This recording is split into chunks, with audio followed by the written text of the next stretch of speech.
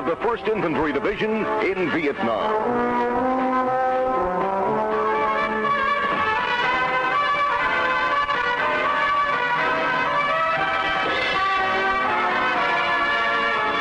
Into a new kind of war come the men of the Big Red One. Far from the concepts of trench warfare and front lines of World Wars I and II, today's challenge in Vietnam demands quick assault and rapid mobility techniques.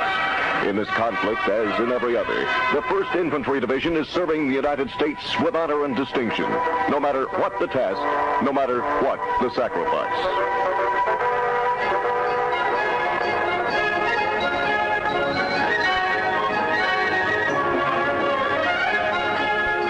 Few things in Vietnam which have the devastation of an artillery fire mission.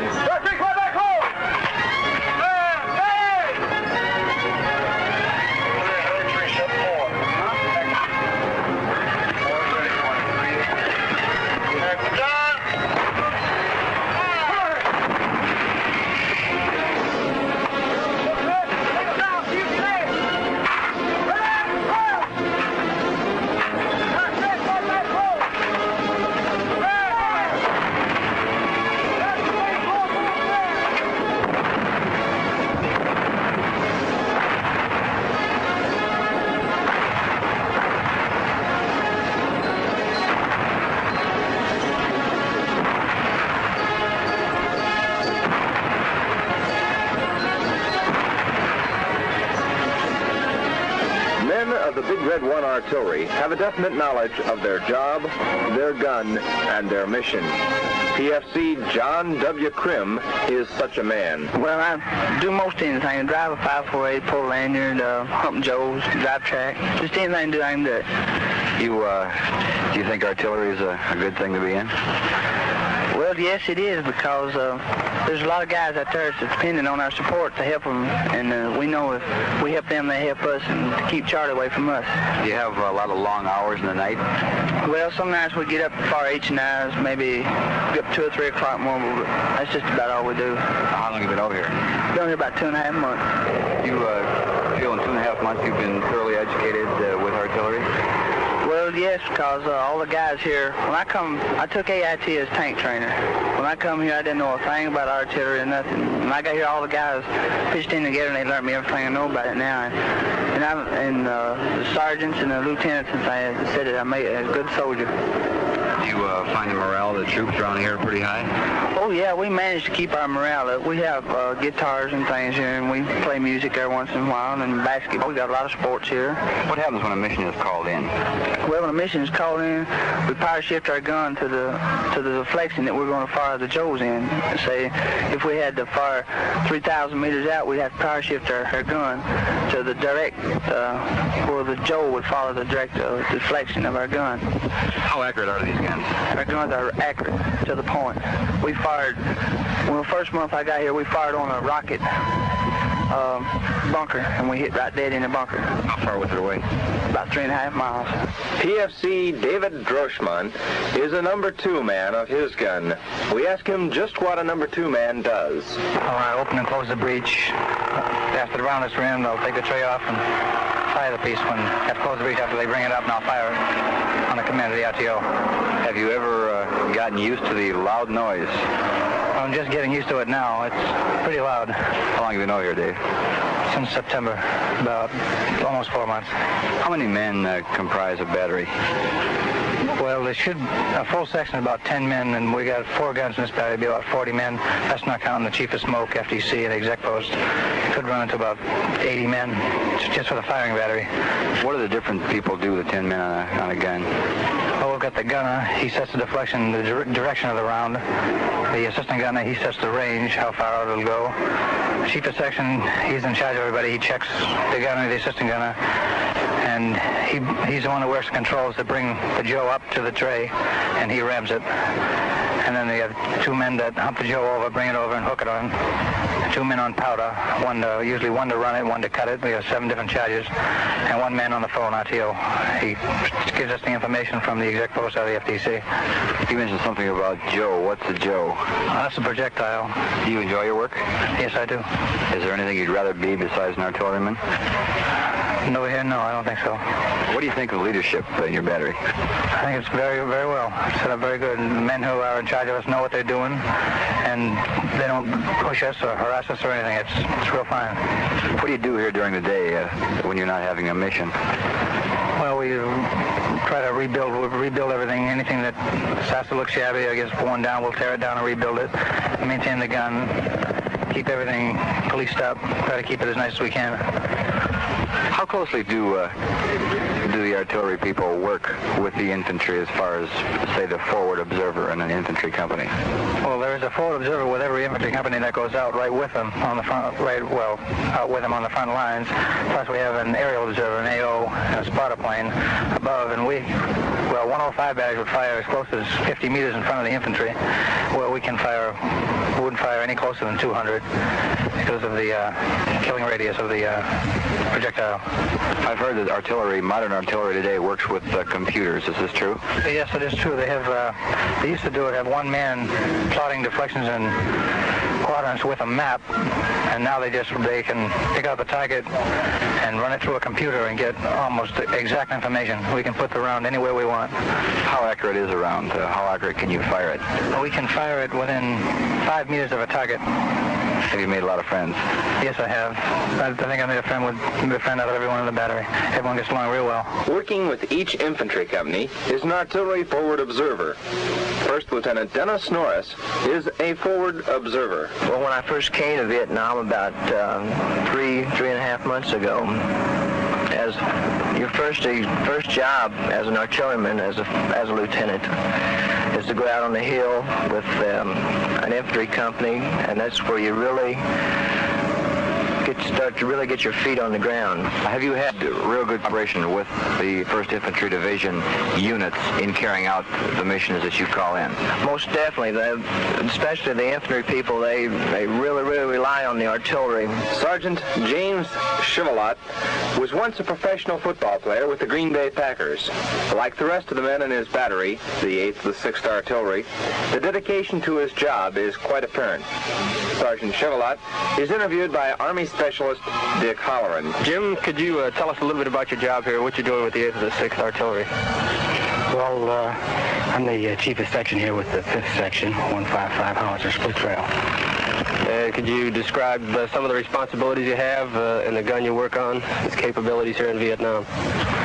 Well, we're basically a air mobile battery, and 155 artillery piece. A range of about 14,000 meters, fires a 96-pound projectile. My job is to ensure that we don't fire any mistakes. Everything that goes out is correct, check all the data, make sure my men perform their jobs properly and well-trained. Tell us some of the missions you fire here in Vietnam. I believe there are 3 of them. And the sources of information you get for the targets that you shoot at. As a gun section, all our information comes down from FDC. They get their information from AFOs and FOs on the ground, infantry units calling in for support. We fire basically support for infantry contact, bunkers, preparation for infantry to come into an area, counter-mortar, counter-rocket, and H&I harass and interdictory rounds. Now, you once played college football for the Boston College Eagles, then went on to play with the Packers. Could you tell us a little bit about this, playing for Mr. Lombardi and the world champion Packers? Well, Mr. Lombardi, as everyone calls him, you either call him Mr. Lombardi or Sir. You don't coach. You don't call him Vince, because he gets a little upset at that. And you don't want to upset him, because if you get him upset, he can make it difficult for you. It's bad enough playing under him as it is. I liked him as a coach. He was fair and hard, which is fine with me as far as being a coach. Are they really as close-knit as everyone says? Very close. Lombardi likes to use the word love. Members all pull together, help each other out. Very friendly. Just a generally good atmosphere. Now, you were the close-knit family in the Packers. What do you think of the first division? Is it a good unit over here? I'm real pleased with being in the first division. It's a fine unit. It's got a great history, and real happy to be with them. What are your plans when you get out of the service? Well, I'd like to try and go back and play a little more football, see what happens. I don't know. It's a long way off from now. From time to time, special guests visit the artillery batteries. Recently, the guests were small orphans from a nearby Vietnamese orphanage. Sergeant First Class Earl Bailey talks about the young visitors. For quite some time, we have been in touch with these orphans. They are from Bencat, and from time to time, we take food and candy from the men down to them. And today, our first sergeant has made arrangements with the Civilian Personnel Office and Brigade, and to get the permission to bring them out to the battery. And so we have them out here today to give them ice cream and refreshments, and to let the men of the battery entertain them a little bit and show them what we have, and to be with them for a while. In appreciation, the orphans sang for the men.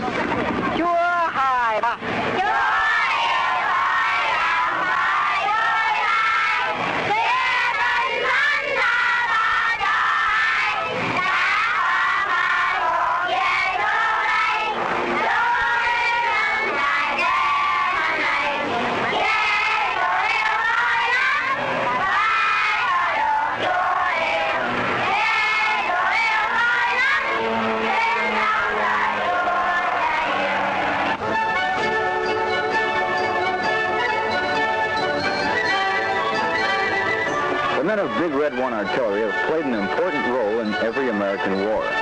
Delta Battery, 1st Battalion, 5th Artillery, is the oldest unit in the Army. Originally known as Alexander Hamilton's Cannoneers, Delta Battery has been on active duty since 1775. But, long history or brief, the men of the big guns always display the special effort the division demands. Duty first. From the 1st Infantry Division, this has been First Lieutenant Forrest Brandt and Army Specialist Bill Johansson.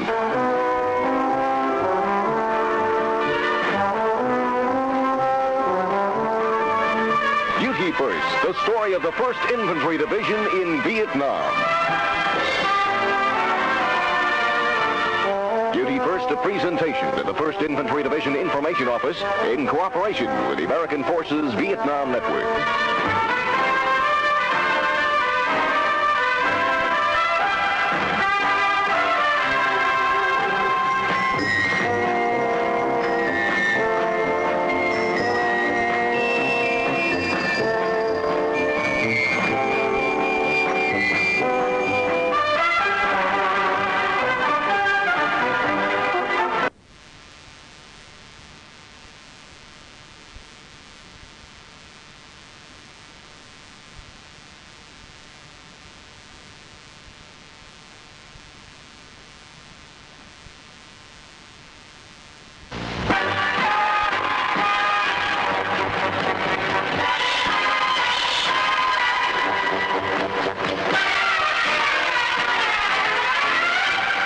Duty First, the story of the 1st Infantry Division in Vietnam.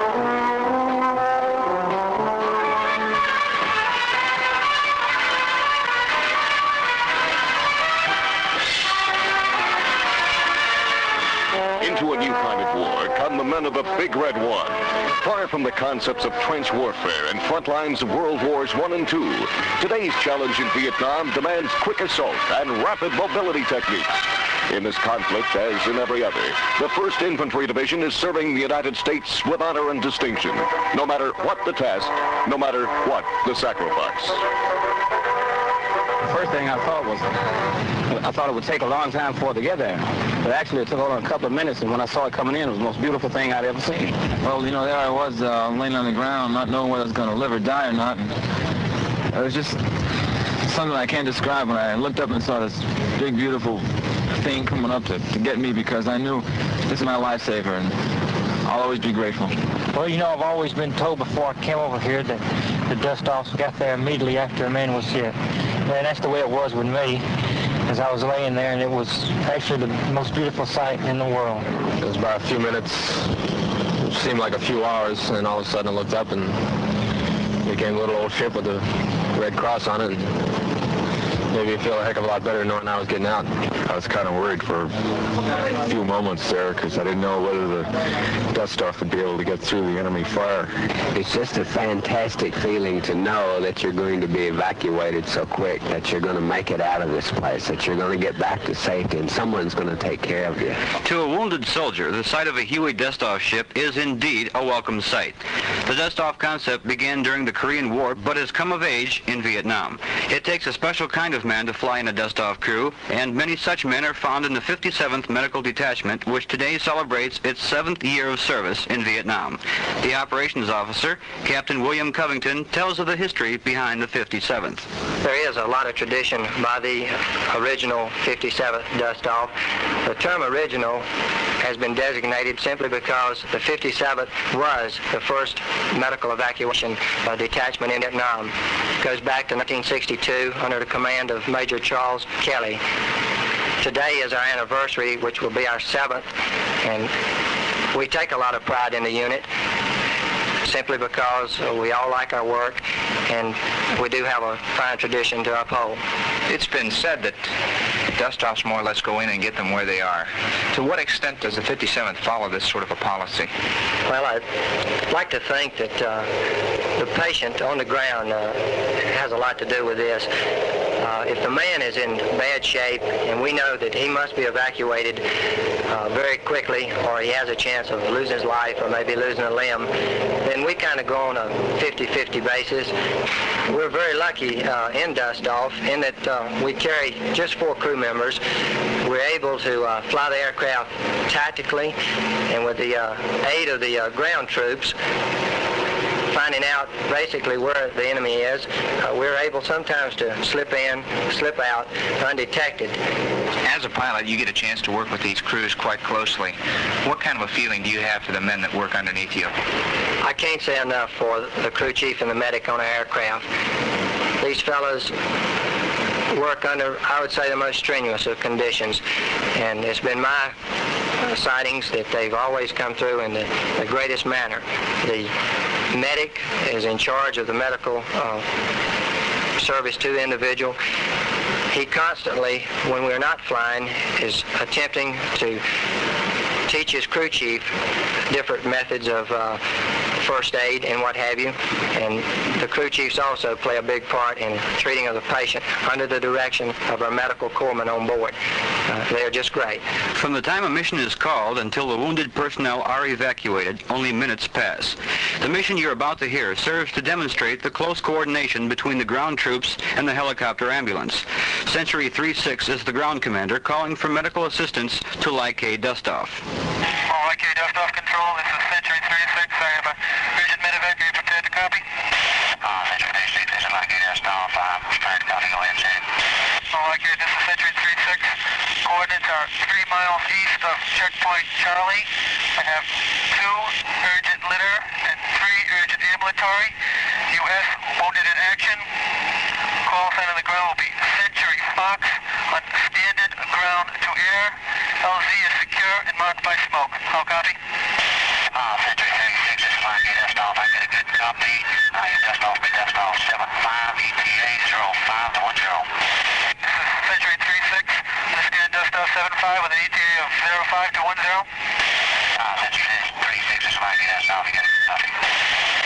The helicopter becomes airborne and, in short order, is hovering over the pickup area. Final landing preparations are made. Dust-off 75, the pickup ship, makes contact with Century Fox, the infantry coordinator on the ground. Century Fox, dust-off 75, over. Dust-off 75 is Century Fox, go ahead. This is dust-off 75, we're about 0 minutes out of this time. What is the tactical security of your area? And what is the last direction of contact? Dust-off 75, Century Fox, roger. Our last contact was out to the west. Recommended direction of approach will be from east on a heading of about 260. This is dust-off 75. Are you ready to pop smoke? And I was in the fire. Dust-off 75, Century Fox, roger. Smoke is out at this time.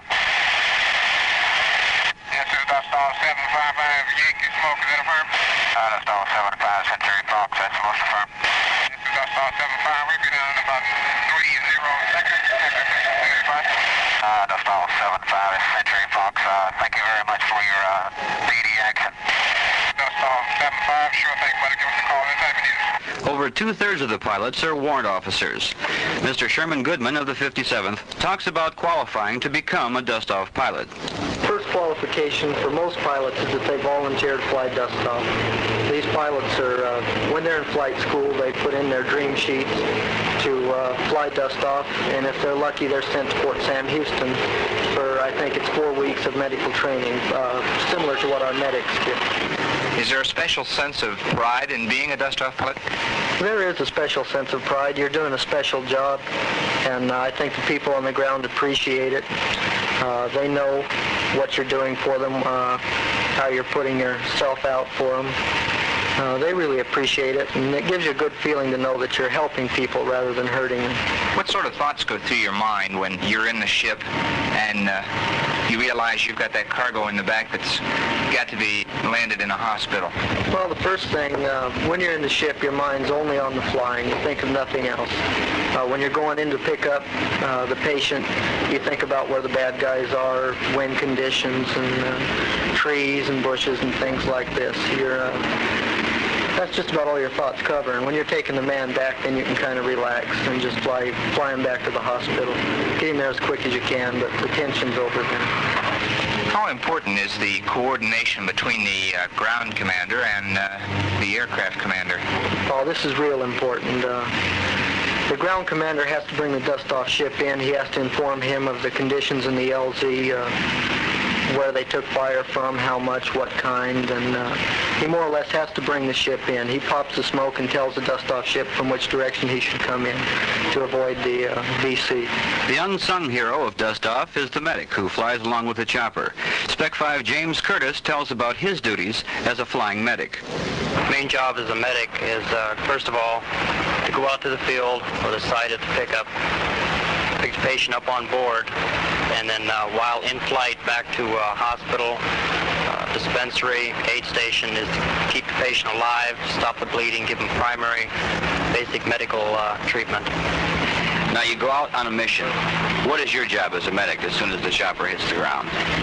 My primary job before this is guiding the chopper down to a safe landing on the ground. Main thing, keeping the rotor blade clear and the tail rotor clear of all trees and obstacles so we don't crash. And as soon as we touch ground, whichever side the casualties come from, which is usually my side because the pilot or AC try to turn it towards, I try to sort the most critical wounded patients and put them on the chopper. If we have more than our capacity to carry, the more critical gets on first because they need the more medical aid. And we put them in the chopper any way we can if it's sort of hot LC. And immediately upon loading, we get on board, the chopper pulls pitch, takes off.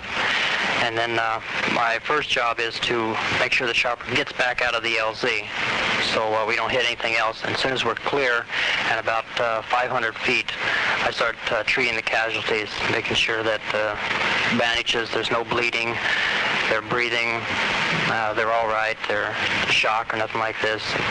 Off from a cigarette if they feel like smoking or something like this. The crew chief's primary job is to maintain the aircraft. Spec 4 Bill Adamick came to Vietnam expecting to fly slicks, but ended up with the 57th, a change he now appreciates. Well, crew chiefs are responsible for daily maintenance and whole series of inspections you have to go through the time you're flying your aircraft. Also, we're responsible for helping medical corps and assisting the medication of patients and assisting pilots in locating various smokes or situations on ground. And during the day, while we're pulling on maintenance, we find maybe problems or problems that could be caused later on for grounding of the aircraft, which we try to prevent before the aircraft goes in the air. So So really, we're the caretakers of the aircraft and medical helpers in the air. Now, you mentioned being medical helpers. To what extent were you trained for this? Well, our training at AIT wasn't very extensive at all. It's really mostly OJT over here, once you get over here, and maybe some at basic training. But I found myself giving artificial respiration to patients and patching up some wounds, and we find ourselves many times giving patients treatment right into the surgical operation room. We try our best to help, and we get all the information we can from the medics to help these patients. How do you and the other crew chiefs feel about your job? Well, we feel our job is very rewarding over here, helping people out in the field that are wounded, and we're very grateful that every night we come back we have a bed to sleep on, and we take this into consideration that these people out here out in the field don't have this right every night. So when we go out there, we know that we're helping somebody, and just makes us feel a lot better at the end of the day. Today we salute the men of the 57th Medical Detachment, the originals, who celebrate 7 years of service in Vietnam. Speaking for the 1st Infantry Division, this has been First Lieutenant Forrest Brandt and Army Specialist Bill Johansson. Duty First, the story of the 1st Infantry Division in Vietnam. Duty First, a presentation to the 1st Infantry Division Information Office in cooperation with the American Forces Vietnam Network.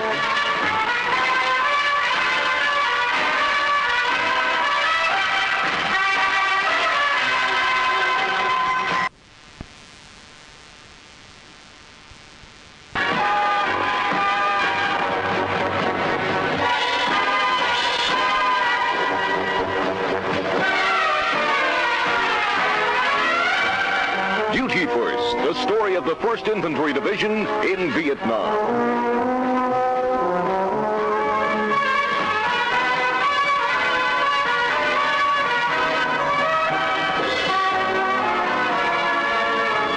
Into a new kind of war come the men of the Big Red One. Far from the concepts of trench warfare and front lines of World Wars I and II, today's challenge in Vietnam demands quick assault and ability techniques. In this conflict, as in every, the 1st Infantry Division is serving the United States with honor and distinction, no matter what task, no matter what the sacrifice.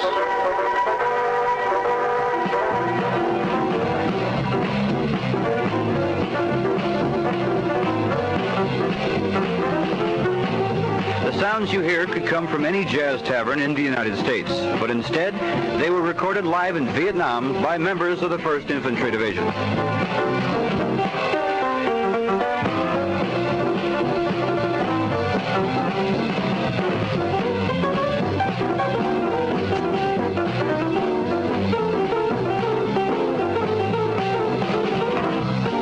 While serving a tour of duty here in Vietnam, our thoughts and efforts are channeled into the various fields that make up the armed forces.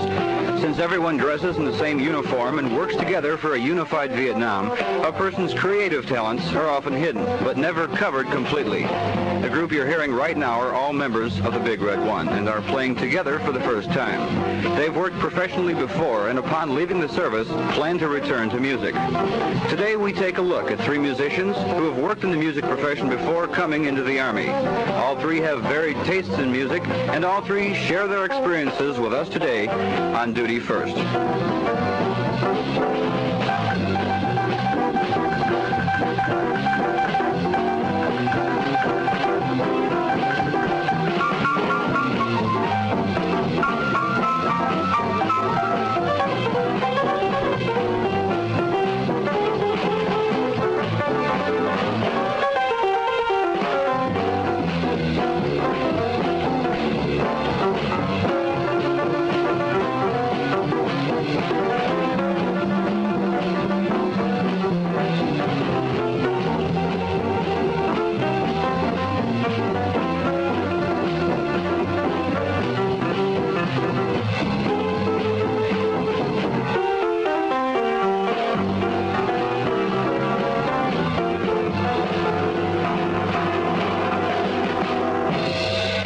joining the Army and the 1st Infantry Division. Specialist Kevin Kelly played on the West Coast with a psychedelic rock group, the Electric Train. Psychedelic music is quite an experience. I consider that my thing, and it involves getting coordinated with a bunch of other guys. We had 4 other guys in the group. We had drums, organ, bass guitar, and a rhythm guitar. Then it involves getting, the main thing you have to remember in psychedelic music is coordination, because it gives a chance, just like jazz, it gives a chance for everybody to do their own thing. And sometimes you get quite involved in what you're doing, and you have to know a point where everybody can reorganize and get started again. How did you get your start? Well, I started when I was about 13 years old. I saved up my money selling Coke bottles or something like this, and got up about 30 bucks and went down to my local 5 and dime store and bought a $30 Japanese guitar. And I started fiddling around with this, seeing if I could have any fun with it. And I got quite involved in it to the point where I started taking lessons and moved on to bigger equipment, and finally the psychedelic stage, which I consider to be one of the ultimate stages. How is psychedelic music different from the other forms of music? Well, psychedelic music is quite loose. There's no actual set format that you have to follow. Like if you're going to do dance band music, you have to play dance band music. People can dance to it. Psychedelic music is more for listening, I believe, than dancing to. So you're quite free in things that you can do. Most psychedelic music, I think, is ad-lib, or rearrangements of other people's work. There's one group, Deep Purple, that does quite a good job of this. What is the specialized equipment that makes psychedelic music what it is? Well, for a lead guitarist, it involves quite a bit of electronic effect equipment, since psychedelic music does consist of a lot of tonal buzzes and things like this. My amplifier alone costs $1,500. It includes, you have vibrato, you have reverb, and you have fuzz tones. And besides this, you have range effects. You can boost your lower range, you can boost your middle range, you can boost your high range. The only accessory aside from my amplifier that I carry is a wah-wah pedal. And a wah-wah pedal is, it gives it this waddly type effects. It's just like it sounds like wah-wah. You sit there and you play with it, push it up and down, and it just gives it a wah-wah type effect, like Jimi Hendrix uses it quite a bit. What's going to happen when you get out of the service? Are you going back into music? Yes, I believe so. I think that's my thing. Of course, want to get back into it.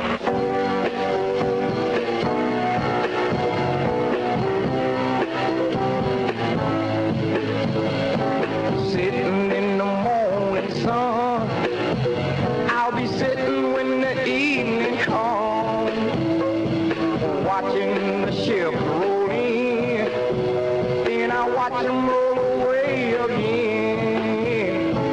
Floating on the dock of the bay, watching the tide roll away. Sitting on the dock of the bay, wasting time.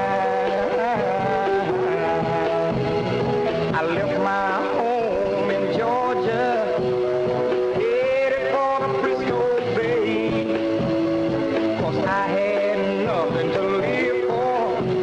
Look like nothing's gonna come my way. So I'm just sitting on the dock of the bay, watching the tide roll away. Sitting on the dock of the bay, wasting time.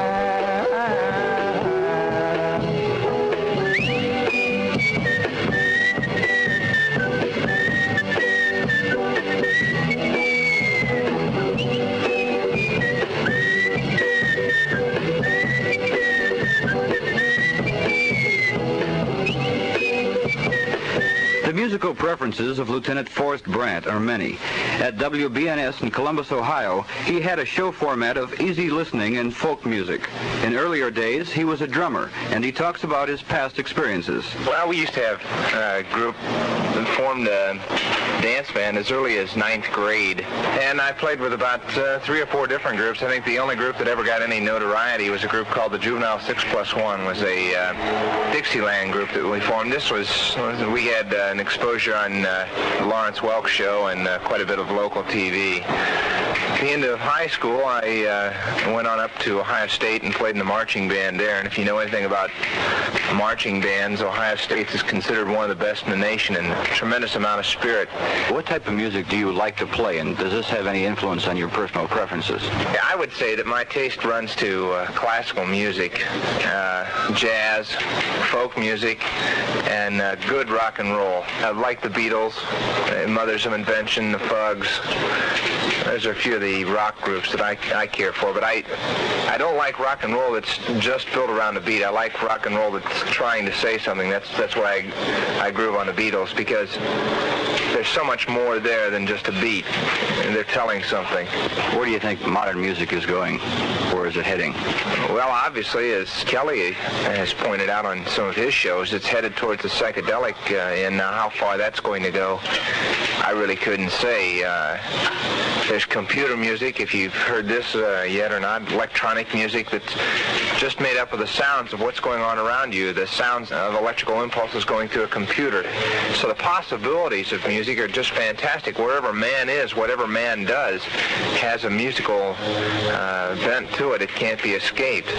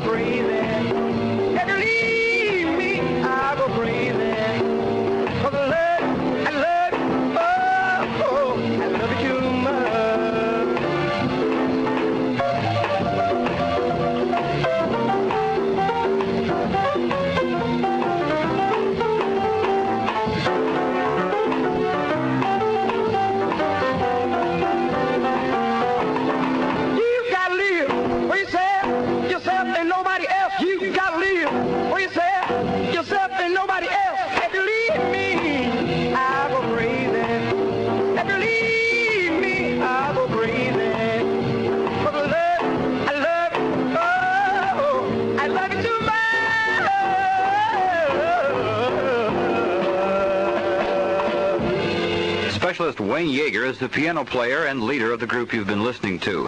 He talks about his musical experiences both stateside in Vietnam. I started playing piano when I was about 5 years old. I took about 8 years of classical piano.